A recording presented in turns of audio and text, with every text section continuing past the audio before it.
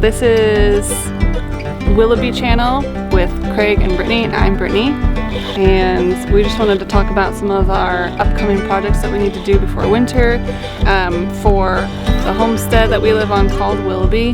This is my husband Kraig.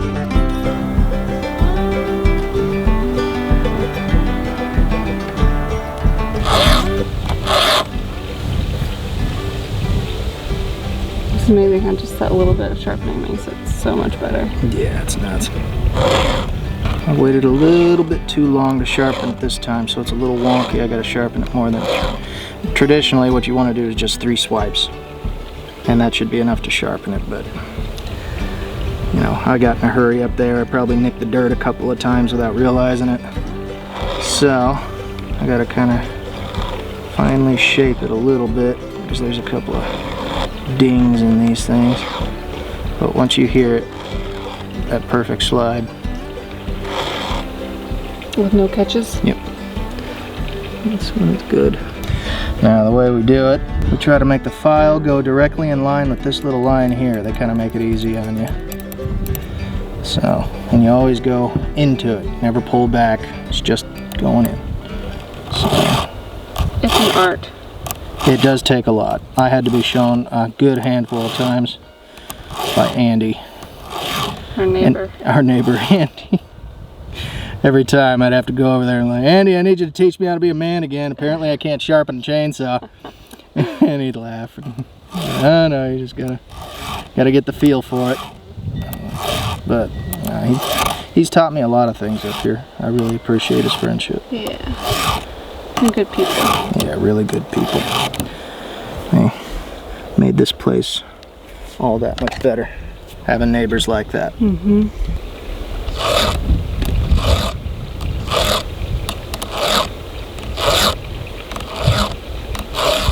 Hear it? How it's smooth? Mm-hmm.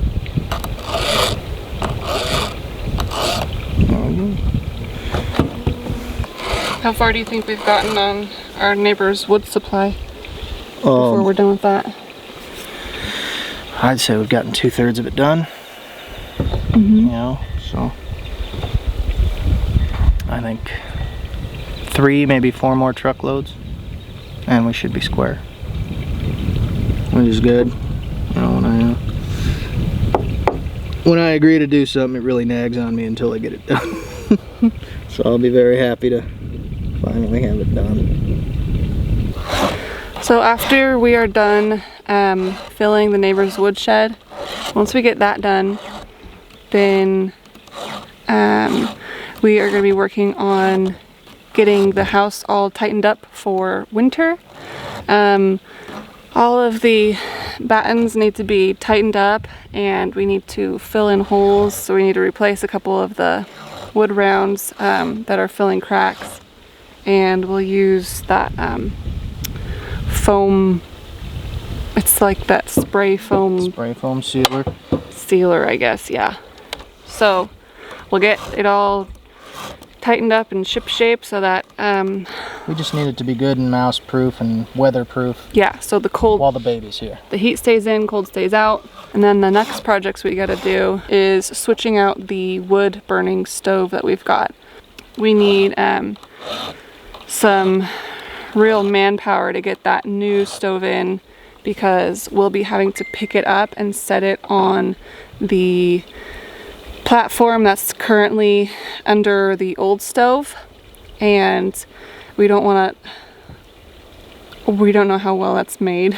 We didn't put it in there, so I don't want to risk it collapsing. So we need to, like, when we get it up, we need to put it exactly in the right spot so that we don't mess anything up. And then we gotta connect the flue to the chimney and all that.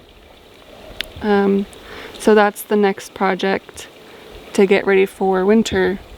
There's some other things that we need to do, like winding up hoses and things, and turning off water. Gravity feed will freeze over. Right, so we need to protect the pipes and the hoses from freezing water, which will expand and burst them.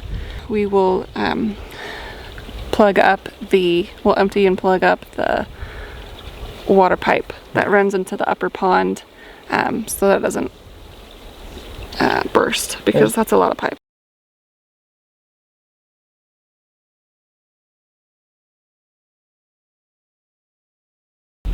Winter is a big deal up here, so we need to get ready for winter before it actually is winter, so that we've got time to finish everything and nothing is ruined or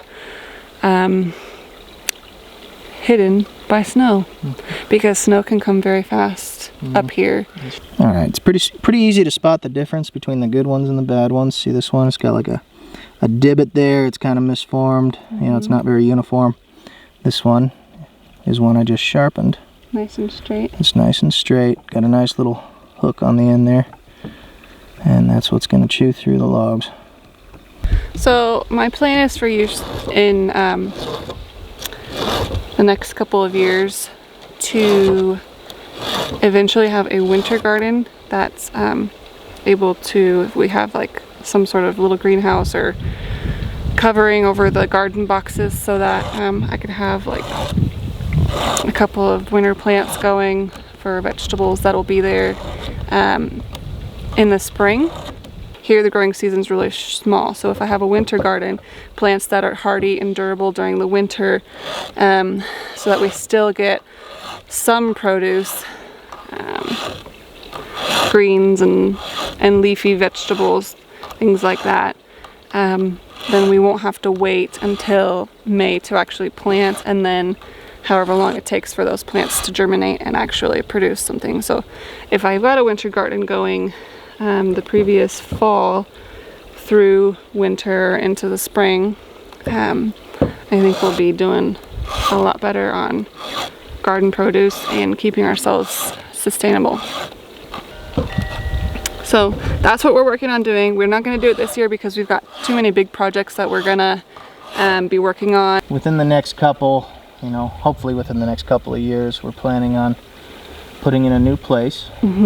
I work out of state for a little bit of the year, anywhere between, depending on how many hours of work I can get, between 4 and 5 months.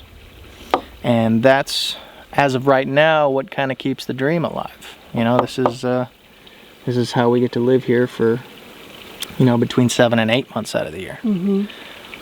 And originally I was just gonna walk away from the job, but I had a boss who was nice enough to work with what I wanted to do. I guess he kind of, believed in what I was doing, and he said, we'll try to make it work for as long as we can, which, was nothing short of a miracle to me. I'll be forever thankful to him for that. But, so generally I figured if I'm going to be leaving for part of the year, best time would be around the holidays to see the family and all of that good stuff, because everybody's back where we're going to work. So a lot of people are like, you can't hack the winter, huh? I'm like, no, actually I prefer the winter to the summer up here. I love the winter here, but he cannot wait for it to get cold. I love snow. I love it when it's cold. It's my favorite thing. And I just happen to be lucky enough to find a wife who wanted this kind of life too. Well, eventually we're hoping to be up here full time. Yeah. We're just trying to work towards that goal. Yeah. So it's going to take a while to get there, but this is where we want to be full time for the rest of our lives. Well, it's a good job. It's a good paying, good hours, good, all sorts of good stuff come with this job. Enough to where I'm willing to crawl back every year to go and do it. But it is a blessing as far as I'm concerned, being able to do the back and forth thing while I can. Because in the 4 months, I make enough for us, albeit, a modest, lifestyle up here. It's still enough to pay for it, and pay for the property taxes and pay for our insurance and all sorts of stuff like that. And it'll get nothing but easier the more vegetables we start to grow and the more meat we start to have and things like that. Right. But I'm hoping that within the next know, 5 or 10 years, maybe I can walk away from it. And it would be nice if the whole YouTube thing took off. I think we need a lot more subscribers for Yeah, that. we need a lot more subscribers for that, you know. I mean, don't get me wrong, I'm proud of my 78 subscribers. I'm proud of it. Stand by it. But we're gonna need a whole lot more. Yep. So, hey, like and share. Yep.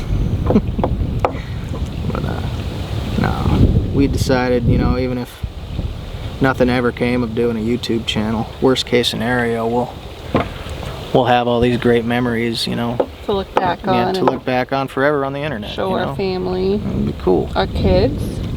And even if it's not popular now, maybe it'll get a little more popular later, and maybe even inspire some people to live this kind of life too. Show them. I mean, it's a lot of work up here, but it's such a blessing. It's so worth it. It's definitely worth it.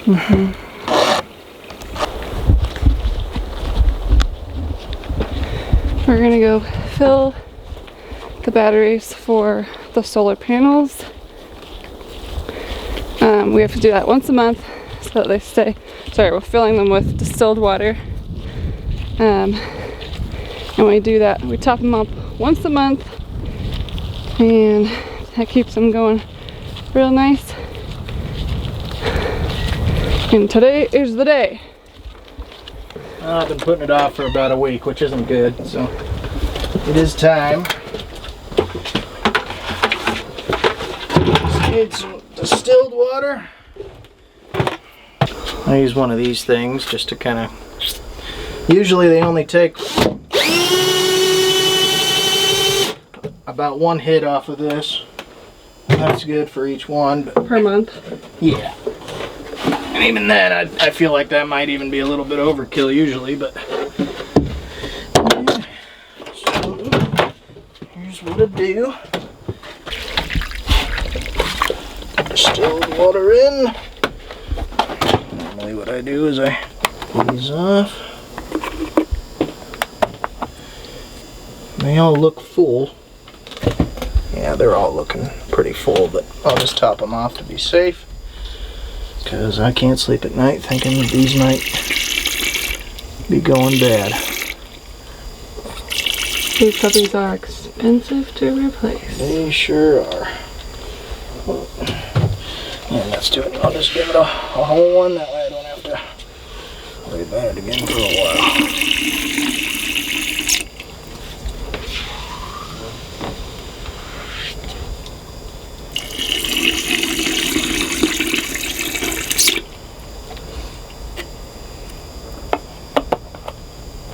Not super exciting, but it is something that has to be done no matter what.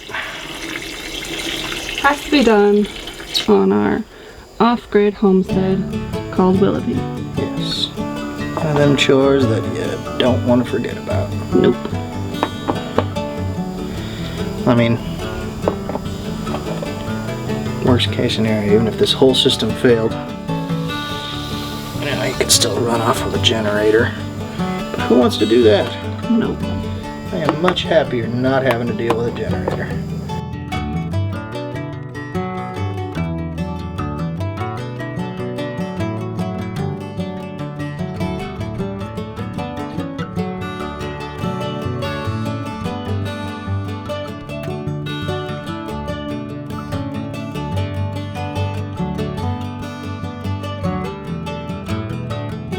All done. All done. Well, I gotta zip the thing back on here. Would you be so kind as to grab that for me, love? I sure would. There you go. I just kind of line them up with a little holes. Alrighty. And that is how we add water to the batteries. You are now experts on adding water To batteries. to solar batteries.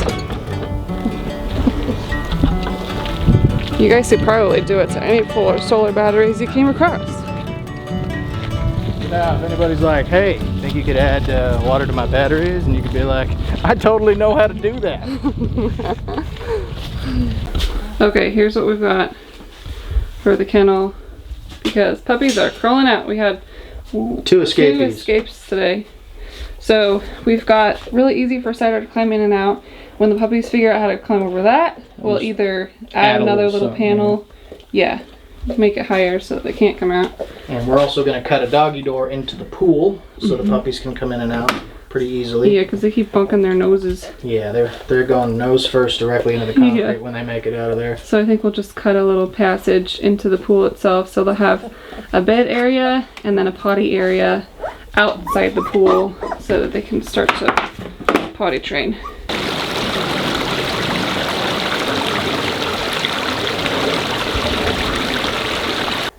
Well, you guys saw what we did the other night for keeping the puppies in this little area so they're not just roaming around the house in the dark at night or something and getting lost.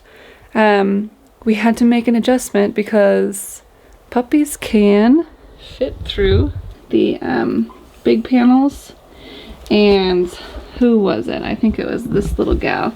She got her head stuck.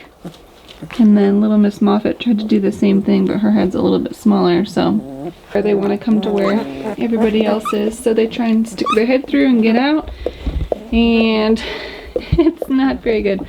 So we put up these panels here so that, because puppy can't put their head through there, so we'll do that until their heads are big enough, and then we can take those out. And then also what I did is cut a little doorway for them so that they can walk in and out. This is bed area and this is potty area. I'm gonna do the Misty method. They need an area, like if they're in the wild, they'd have a den and then have an area for sleeping and an area for going potty when they're actually old enough. They're only 2 weeks and 2 days old right now, or 3 days. Oh, look out, everybody's hungry except for little man. So we'll get them all potty trained before they go to their new homes, and we'll show you how that works when they figure out how to do it. Mommy teaches them. Hey everybody, we're hanging out here, had a nice long day. Hanging with a puppy. What's this one's name? Wendy Moira Angela Darling. Oh, that's a mouthful. But if I started working on the on wood for Bev, but realized my chainsaw was very dull. So I did some sharpening on it. I think that's actually part of this video, isn't it? Yep, sure is. Yeah, so I sharpened that up, and then I tested it out. Things cutting like crazy now, which is nice. But yeah, it was a good day though. You know, I got some stuff figured out. And what's she doing? She's sniffing my beard. She likes my beard. Or she's trying desperately to get out of it, one of those two. No, she's sniffing. Oh. She likes your smell. Oh, Wendy. This one's got just one big spot on her rump. Yeah. Well, a little bit on her ear, too. She'll get some Dalmatian spotting in the front. She's already got spots, look. Yeah. Well, you can't see it on the camera, but there's her black. There's her spot. Lots of spots. And then the big one. I'd say all in all, we had a pretty good day. Yeah. But I think we'll do better tomorrow. I think so. Wendy Moira Angela Darling. Falling asleep in Kraig's arms. She's got pretty light blue eyes. Everyone else has dark blue eyes. I wonder if she's gonna have Like the gray eyes. Light eyes like her daddy. She's got merle eared, right? Well, don't know if it's merle, just is that spotted. brown or is it? Well, her spot is brown. I think this is. She's got a brownish nose. Oh. I think she's got Dalmatian spotting, but liver colored. Oh. Puppy ears.